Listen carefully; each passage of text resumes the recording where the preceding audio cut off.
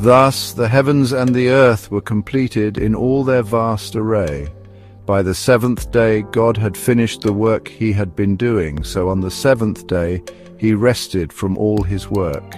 Then God blessed the seventh day and made it holy, because on it he rested from all the work of creating that he had done. This is the account of the heavens and the earth when they were created, when the Lord God made the earth and the heavens.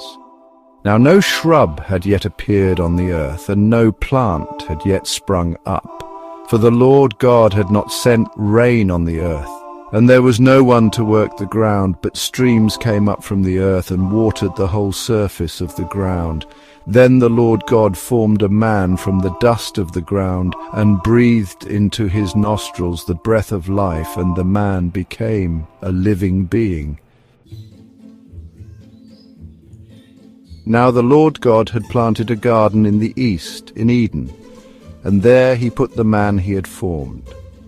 The Lord God made all kinds of trees grow out of the ground, trees that were pleasing to the eye and good for food. In the middle of the garden were the tree of life and the tree of the knowledge of good and evil. A river watering the garden flowed from Eden. From there it was separated into 4 headwaters. The name of the first is the Pishon. It winds through the entire land of Havilah, where there is gold. The gold of that land is good. Aromatic, resin, and onyx are also there. The name of the second river is the Gihon. It winds through the entire land of Cush. The name of the third river is the Tigris. It runs along the east side of Asher, and the fourth river is the Euphrates.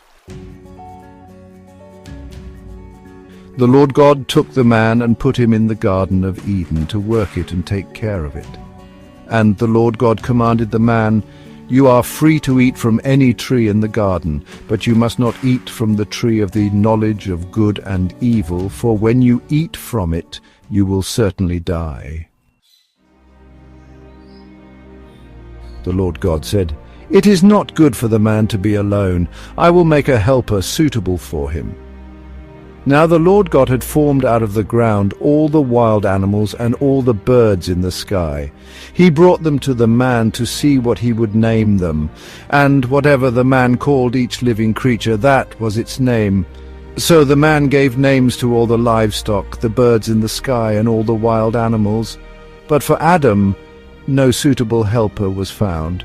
So the Lord God caused the man to fall into a deep sleep. And while he was sleeping, he took one of the man's ribs and then closed up the place with flesh. Then the Lord God made a woman from the rib he had taken out of the man, and he brought her to the man. The man said, "This is now bone of my bones and flesh of my flesh. She shall be called woman, for she was taken out of man. That is why a man leaves his father and mother and is united to his wife, and they become one flesh." Adam and his wife were both naked, and they felt no shame.